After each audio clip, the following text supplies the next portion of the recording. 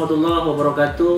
Selamat malam dan salam sejahtera bagi kita semua. Bertemu lagi dengan saya dalam diskusi di Institut. Kita akan mengangkat tema soal mahasiswa dan demokrasi. Dua posisi yang sesungguhnya dimiliki oleh mahasiswa. Selain sebagai agen perubahan, dia juga secara personal sesungguhnya sedang berusaha untuk bisa menyelesaikan proses terpenting dalam tahapan kehidupannya. Pada sisi lain, ada demokrasi yang bagi Indonesia sesungguhnya adalah sistem yang disepakati dalam kehidupan berbangsa dan bernegara. Bagaimana posisi mahasiswa hari ini dan bagaimana pula demokrasi Indonesia hari ini? Bersama saya ada dua narasumber yang akan menemani diskusi kita. Ada Bang Anwar Sadat Siregar, Presiden Mahasiswa USU tahun 2003-2004 dan pengamat komunikasi politik, dosen di perguruan tinggi swasta di Medan, Pak Alpi Sahri.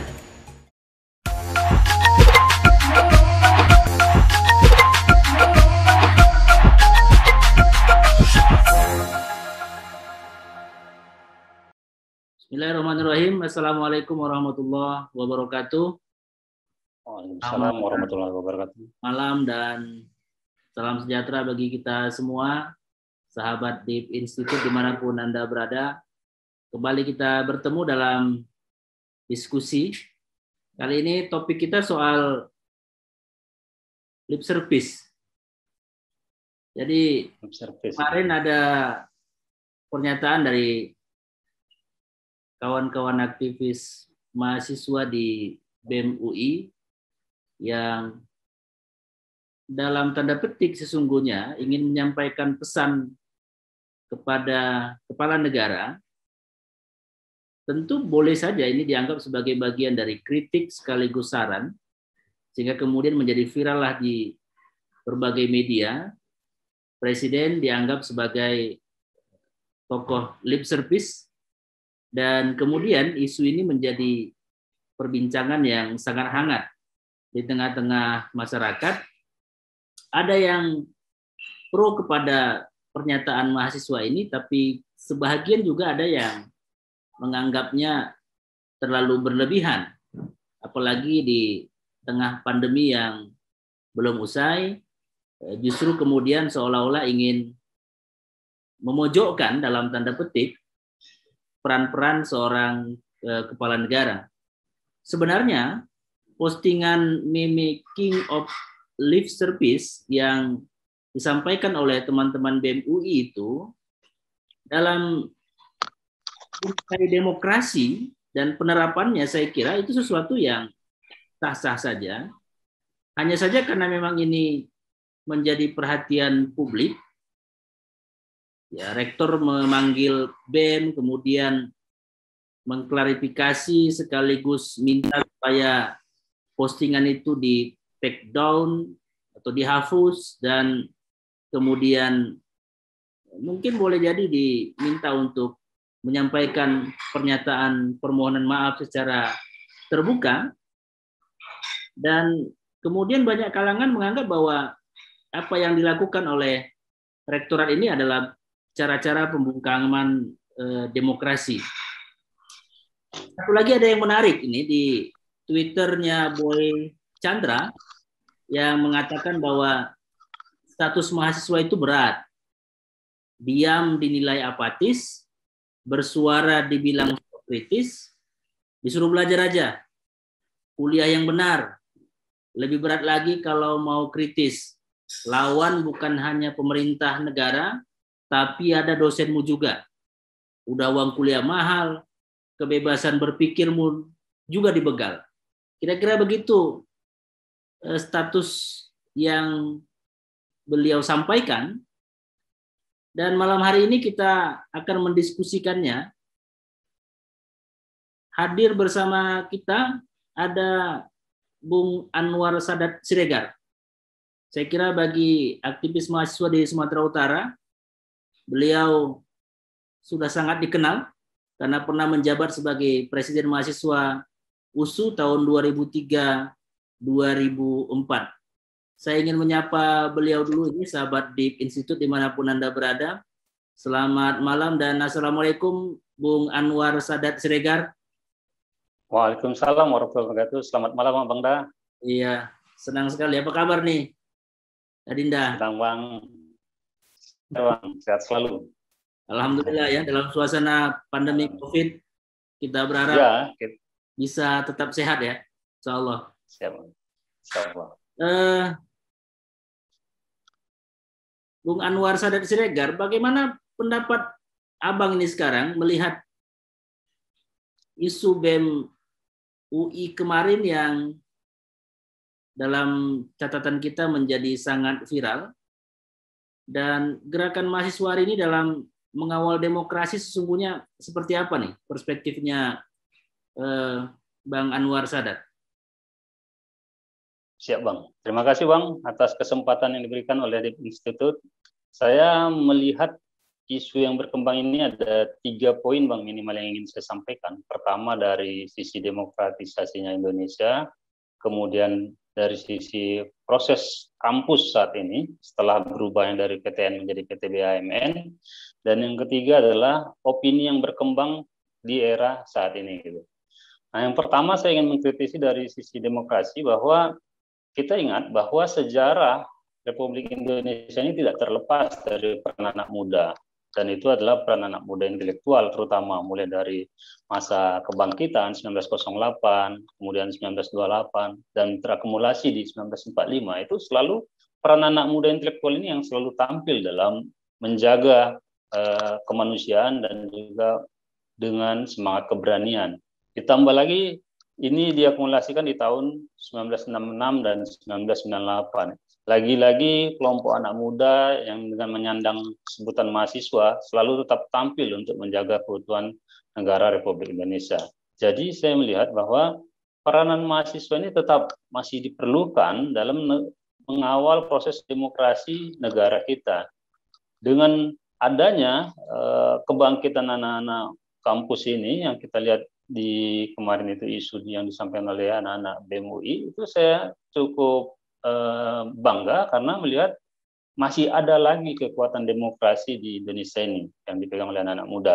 Apalagi di era disrupsi kita sudah sangat ada kekhawatiran saya melihat Bang, di era disrupsi ini anak-anak muda lebih senang main TikTok, kemudian lebih pada westernisasi dulu kita takutkan, sekarang sudah mulai pada Korea-Koreaan, lebih banyak drama, tapi ternyata masih ada kelompok-kelompok anak muda yang tetap memikirkan negara ini dari pengawalan demokrasi tersebut. Yang kedua, saya melihat bahwa begini memang konteks perubahan kampus. Saya mengikuti ini di tahun 2003 pada saat saya menjadi presiden pemerintahan mahasiswa USU. Di situ sedang ada pergolakan menuju perubahan perguruan tinggi negeri menuju perguruan tinggi badan hukum milik negara. Tentu proses ini ada yang pro, ada yang kontra. Yang kontra termasuk saya pada saat itu yang kontra, karena yang dikhawatirkan adalah seperti ini. Terjadi penghambaan rektorat itu terhadap kekuasaan negara. Sedikit saja ekspresi dari mahasiswa, langsung dia mengkhawatirkan ini, karena rektor saat ini kan dipilih ataupun ditunjuk oleh presiden. Kalau dulu mungkin masih sebatas menteri, dan tapi itu hanya proses legalisasi. Yang lebih menguatkan itu adalah di Senat. Nah sekarang itu bayangkan dalam proses MWA pemilihan rektor itu Bang, peranan pemerintah yang diwakilkan oleh Menteri Pendidikan itu sangat besar peranannya. Walaupun sebagian unsur dari masyarakat dan juga guru besar yang ada di MWA itu nanti misalnya menyatakan sudah sosok A yang dipilih, tapi jika penguasa tidak menginginkan itu bisa berubah. Ini berarti dia harus menjaga bagaimana popularitas dia terhadap penguasa itu tetap bisa dijaga. Itulah yang terjadi pada saat Ketua BEM UI dan kawan-kawannya mengeluarkan meme tersebut, langsung dengan responsifnya dia memanggil Ketua BEM UI walaupun pada hari Minggu dan juga dengan kondisi darurat disebutkan oleh Direktur Kemahasiswaan. Itu kan ada kekhawatiran kita seperti ini. Kita berharap agar kampus sebagai institusi yang netral dan bisa mencerahkan kepada masyarakat, jangan masuk ke dalam praktis politik, pendidikan politik praktis tersebut. Gitu. Itu yang kita melihat fenomena kasus BEM UI ini. Nah, yang ketiga yang kita lihat opini yang berkembang. Saya melihat ada sebuah pemecahan isu yang belakangan itu kemarin isu yang berkembang adalah tentang tiga periodenya Jokowi. Kemudian sibuknya politisi yang mengutak-atik calon presiden antara Prabowo, Puan, Ganjar, dan sebagainya. Seakan-akan negara ini sedang tidak ada apa-apa kejadian. Padahal sedang luar biasa terjadi di negara ini. Ada pandemi, meningkatnya angka kematian, meningkatnya kesusahan masyarakat. Tapi politisi seakan menari di atas kejadian itu, hanya memikirkan tentang siapa calon presiden 2024, siapa yang akan menggantikan ketua partai gitu. Nah, akhirnya masuknya isu dari mahasiswa ini seakan ini memecah cara berpikir orang yang sudah mulai digiring pada 2024 bahwa kita hidup di tahun 2021 ini loh. Kita punya masalah di tahun ini. Permasalahan Indonesia ini bukan hanya 2024, tapi ada permasalahan di tahun 2021 ini. Persoalan COVID, persoalan masyarakat, persoalan banyaknya pengangguran, persoalan banyaknya angka meninggal. Ini tidak menjadi sebuah kebijakan yang serius gitu kita lihat. Tapi dengan adanya pemecahan isu itu, akhirnya mulai lagi pemerintah dan politisi sembunyi lagi untuk membuat isu-isu yang lain, baru mulai netral lagi pekerjaan-pekerjaan yang semestinya dilakukan oleh politisi, pekerjaan eksekutif dan legislatif. Jadi saya pribadi menilai apa yang dilakukan oleh kawan-kawan BEM UI ini dan juga BEMC Indonesia mulai ikut juga ya mengawal dari kawan-kawan BEM UI. Ini sebuah hal yang bisa menegur, bukan hanya menegur seorang presiden saja, tapi menegur seluruh etalase politisi Indonesia yang sedang sibuk-sibuknya memikirkan 2024.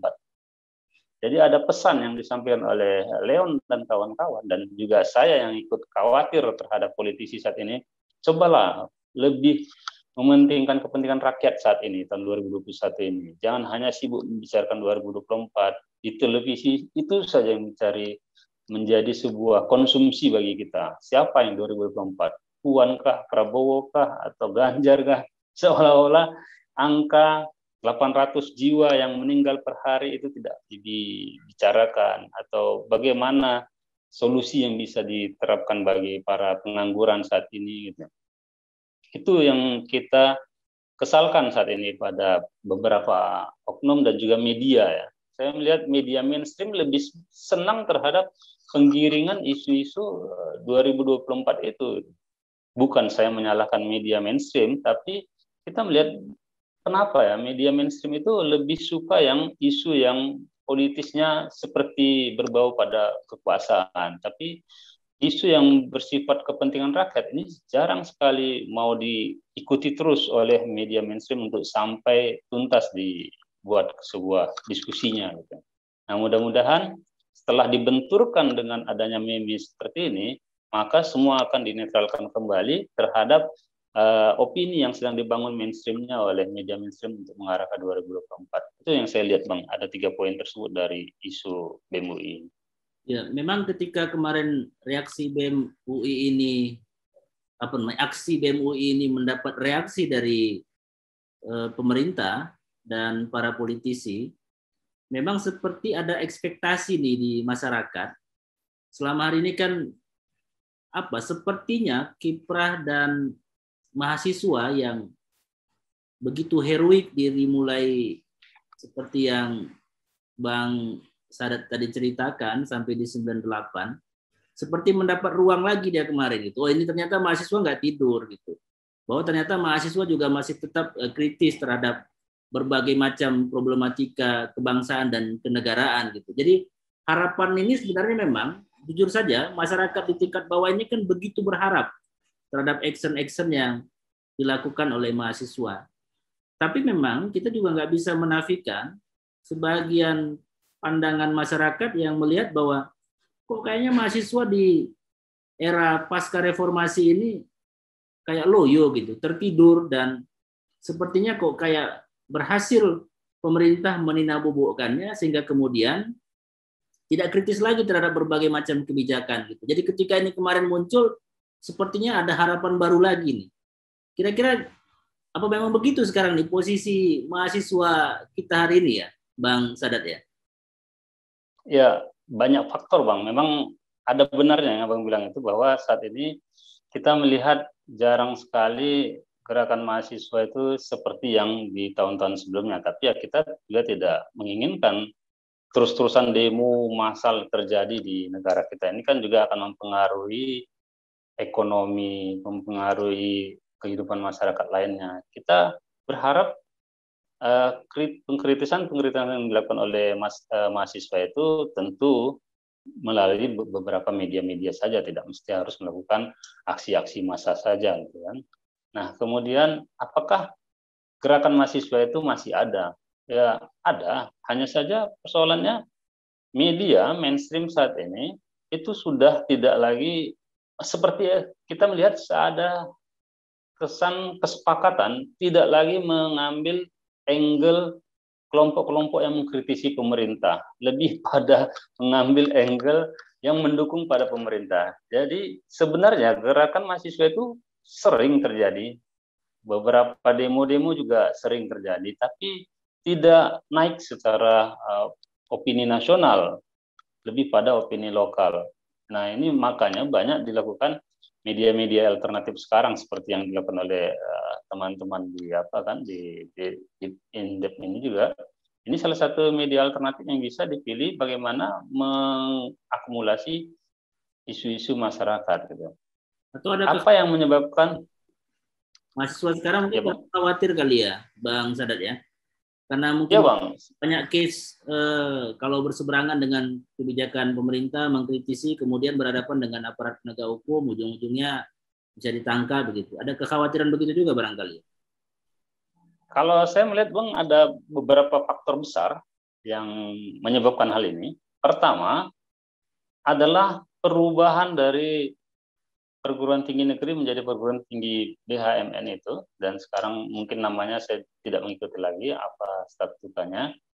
Ini membatasi pertama periodisasi kemahasiswaan di dalam kampus. Kalau dulu mungkin 7 tahun maksimal itu berada di dalam kampus baru ada sanksi drop out. Kalau sekarang itu 5 tahun, sehingga dengan begitu banyaknya mata kuliah beban SKS yang begitu padat, sangat memberikan ruang yang sedikit lagi yang bisa disisakan untuk beraktivitas sosial. Lebih pada pemenuhan tugas-tugas kuliah yang sudah dipadatkan untuk 5 tahun itu harus selesai. Itu faktor pertama.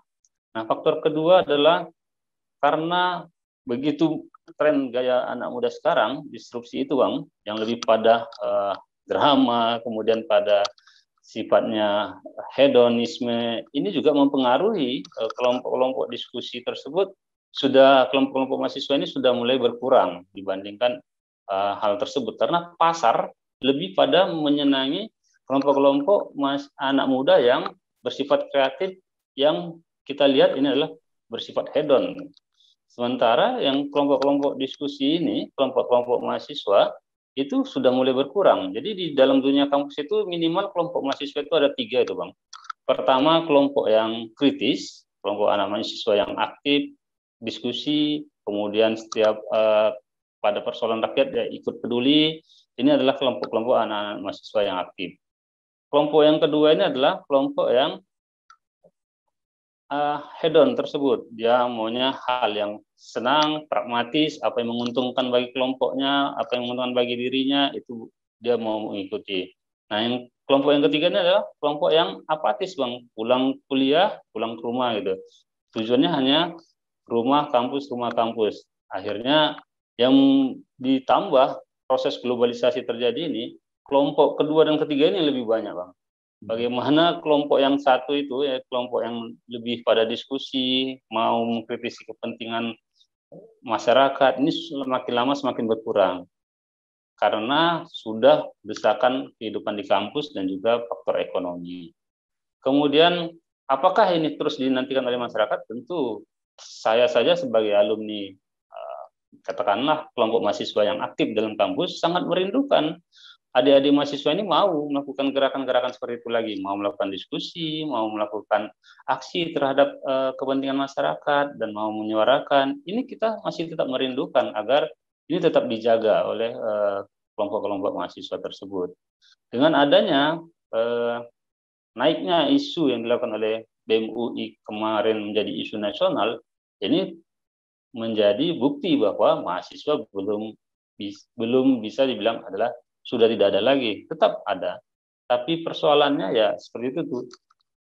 Tantangan sudah lebih besar daripada zaman dulu. Kalau dulu tantangannya yang dilawan hanya rezim dan juga kelompok mahasiswa dan rezim berhadapan. Nah, sekarang yang dihadapi adalah alumni, rektorat, dan rezim gitu. Makin banyak aja yang ditantangi. Kenapa saya bilang alumni? Karena alumni saat ini sudah masuk ke dalam ruang-ruang kekuasaan tersebut, Bang. Nah, di ruang-ruang kekuasaan ini, agar dia tetap terpakai oleh penguasa itu, dia akan terus menindakbobokkan adik-adiknya jangan sampai ada yang tampil lagi seperti dia. Karena kalau tampil seperti dia, maka kesempatan dia untuk berada di dalam ruang kekuasaan itu akan makin banyak pesaingnya. Gitu. Ini yang akan dia coba terus bagaimana adik-adik mahasiswa yang seperti ini digiring kepada opini-opini yang tidak bersentuhan dengan kekuasaan. Demikian juga rektorat. Tadi saya sampaikan bahwa perubahan statuta perguruan tinggi sekarang menyebabkan rektor itu penghambaan terhadap kekuasaan itu tanda petik. Kalau dia ingin menyatakan bahwa dia terpilih itu karena adanya penguasa mengizinkannya, maka dia akan betul-betul menjaga bagaimana agar lingkar kekuasaan ini tidak diganggu oleh mahasiswanya. Dengan harapannya dia tetap terpilih selama menjadi rektorat, bantuan besar dari pemerintahan, bahkan setelah selesai mungkin priorisasi rektorat, dia bisa masuk ke lembaga-lembaga. Apakah mungkin kalau di UI kapasitasnya masuk menjadi menteri, atau dia menjadi komisaris BUMN, itu kepentingan mereka yang perlu dijaga mereka. Jadi tantangan mahasiswa sekarang tentu lebih besar daripada mungkin zaman abang ataupun zaman saya. Itu Bang yang saya sampaikan. Saran Bang Sadat ini sebagai penutup barangkali terhadap situasi demokrasi kita hari ini di negeri ini. Saya tahu bahwa sebagian pasti berpandangan demokrasi kita belakangan seperti agak terganggu dalam tanda petik sebagai benar-benar pemerintahan yang berasal dari rakyat, oleh rakyat, dan untuk rakyat ini. Gimana nih, Bang? Ya, saran saya terhadap mahasiswa tentu agar kultur mahasiswa yang sudah diketahui dari 1908 di negara ini tetap mengawal kebangkitan negara Republik Indonesia, kemerdekaan negara Republik Indonesia, kemudian menjaga keutuhan Republik Indonesia, agar budaya diskusi, kemudian mengkritisi, dan juga mau peduli terhadap persoalan kebangsaan dan kerakyatan ini agar tetap dijaga. Karena apa? Karena ketika semua kelompok pilar demokrasi bertarung dalam kepentingan politik, ini bisa hanyut dalam kepentingan. Satu-satunya yang menjadi pegangan rakyat untuk bersandar terhadap kepentingannya yaitu pilar dari mahasiswa sebagai pilar demokrasi tersebut. Yang kita ketahui bahwa ada pilar demokrasi itu ada partai politik, ada pers, ada mahasiswa. Nah, ini yang menjadi sandaran paling terakhir bagi masyarakat, bagaimana agar mahasiswa tetap berdiri netral dari segala kepentingan politik yang ada. Karena kita melihat kepentingan politik ini sangat menyita terhadap independensinya. Nah, mahasiswa punya itu, independensi dalam moral dan juga netralitas dan keberanian. Ini yang menjadi sebuah catatan penting bagi mahasiswa. Kalau dia sudah tidak independen dan juga sudah tidak memiliki moral lagi, maka hancurlah sebuah negara, tidak punya tempat sandaran lagi dalam menyampaikan keutuhan negara tersebut. Jadi saran saya kepada adik-adik mahasiswa sekarang, tetap lakukan diskusi, budaya diskusi, mengkritisi kebijakan pemerintah, memperhatikan persoalan negara dan persoalan rakyat, dan juga tetap membangun silaturahim dengan alumni dan senior-senior. Ditambah lagi memang Bang, di saat kondisi COVID ini ya, kita juga agak susah memang melakukan pengkritisan yang terlalu masif ya, seperti dulu ya. Artinya masif ini adalah menurunkan massa dalam memberikan aspirasi. Cukup dengan melalui media-media yang ada, alternatif itu adalah media sosial, bisa melalui meme, tulisan, podcast, dan sebagainya itu. Karena selain kita Bang sadar, ya Bang, kalau salah ketik sedikit kena undang-undang ITE juga kita kan? Ya, kalau mahasiswa masih ada sebuah perlindungan dari situ. Itu yang lebih dari sebuah mahasiswa, wajar lah namanya mahasiswa gitu. Tapi kalau kita sudah keluar dari lingkaran pagar namanya mahasiswa, ini yang perlu menjadi sebuah keberhatian benar-benar kan dalam menyampaikan aspirasi dan pendapat. Kalau saya kembali ke masa mahasiswa lagi di zaman ini, saya akan lebih berani aja. Persoalan UITE itu kan nanti bisa diselesaikan juga kalau itu namanya bukan mahasiswa. Kalau selama masih mahasiswa bebas aja itu Bang. Kita nggak usah pernah dikhawatirkan. Saya juga dulu, mungkin Abang juga punya pengalaman di waktu masa mahasiswa aktivis. Pada saat saya pengalaman dulu menentang kebijakan rektor, justru selain kita menentang pada mengkritisi kebijakan negara, pemerintah daerah, dan juga pada saat itu kita menentang kebijakan rektorat, itu juga kita sudah diancam untuk dilakukan drop out, kemudian kita diancam juga akan dikeluarkan dari kampus dengan tidak hormat. Itu wajar Bang, sebagai aktivis jangan takut terhadap hal itu. Yang penting dasar kita dalam menyampaikan pendapat itu adalah benar dan kita memiliki moral yang baik. Jadi tidak perlu takut dalam menyampaikan pendapat. Persoalan ada sanksi yang akan dihadapi dari keberanian tersebut, itu adalah tantangan untuk anak muda. Dan kalau tidak ingin tampil ya, kalau tidak ingin menerima tantangan ya tidak usah tampil. Tapi itu kan tidak menjadi pilihan kita sebagai mahasiswa yang aktif. Di masa-masa kenabian juga, setiap penyampaian hal yang kebenaran, the prophet message itu kan selalu berhadapan terhadap tantangan-tantangan tersebut. Jadi pada saat itu kita dengan kelompok kawan-kawan menganggap bahwa kita menyampaikan misi kebenaran itu Bang. Jadi ada sebuah spiritual dalam menyampaikan kebenaran itu dari kelompok-kelompok mahasiswa. Baik Bang Anwar Sadat, sebagai aktivis mahasiswa yang pernah menjabat eksekutif di pemerintahan mahasiswa, saya kira Bang Sadat punya pengalaman yang panjang pasti dalam rangka memimpin pemerintahan mahasiswa sehingga kemudian bisa survive.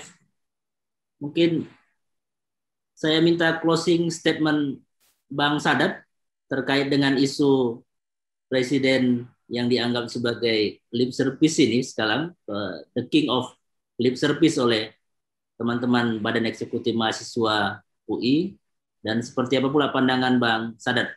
Silakan Bang. Baik, terima kasih Bang Deddy. Kita melihat bahwa secara demokrasi hal yang wajar kelompok masyarakat memberikan kritikan, masukan, saran itu kepada pemimpinnya.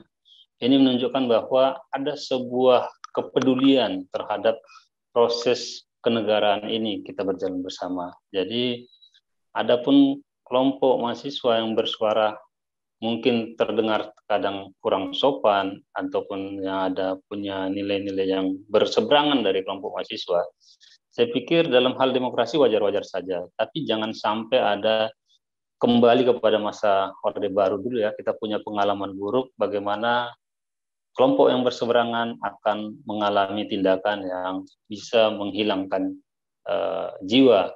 Kita berharap demokrasi kita berjalan dengan sehat, kemudian kita berharap negara ini berjalan dengan baik, kerukunan kita bersama bisa berjalan dengan kekeluargaan.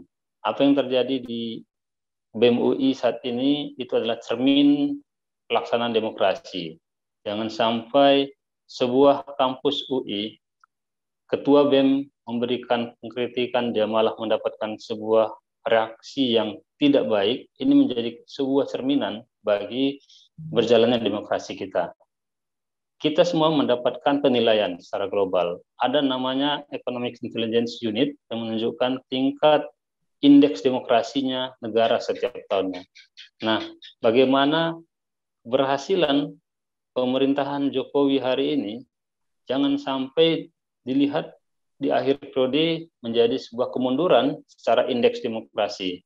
Kita berharap apa yang terjadi secara demokrasi wajar-wajar saja, kritikan-kritikan ini, dan kita meminta agar pemerintah lebih bijaksana menerima kritikan dari kelompok yang mengkritik, terutama mahasiswa.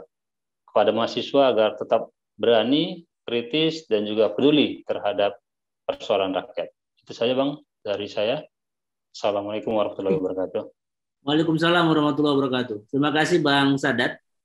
Saya kira mengutip apa yang pernah disampaikan George Washington, jika kebebasan berbicara diambil, maka bodoh dan diam kita, mungkin itu akan membawa kita seperti domba ke tempat pembantaian. Begitu katanya. Terima kasih Bang Sadat atas kebersamaan diskusi ini. Semoga senantiasa diberikan kesuksesan dalam berkarir di tempat yang sekarang. Dan amin. Lagi sampai berjumpa lagi dalam dialog dan diskusi kita berikutnya. Terima kasih Bang Sadat. Ya Bang. Assalamualaikum. Salam.